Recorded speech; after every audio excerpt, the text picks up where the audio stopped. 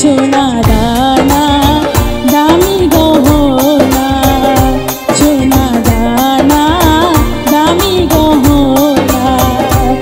আমি বলবো তুমি তোমার চেষ্টাটা চালিয়ে যাও, তোমার শেখাটা থামিয়ে দিও না, এটা ধরে রেখো, হয়তো ভবিষ্যতে ভালো কিছু হবে। আচ্ছা, এটা খুবই নিউট্রাল একটা কমেন্ট ছিল, আমরা একটু বুঝতে পারলাম না যে আসলে এই কমেন্টসের উপর বেস করে ডিসিশনটা কি হতে পারে। সো কলিকে অনেকক্ষণ অপেক্ষা করতে হবে, আমাদের রেজাল্ট নির্ধারণ হয়ে গেলে তবেই আমরা বলতে পারবো যে কলির পারফরমেন্সটা আসলে কেমন ছিল।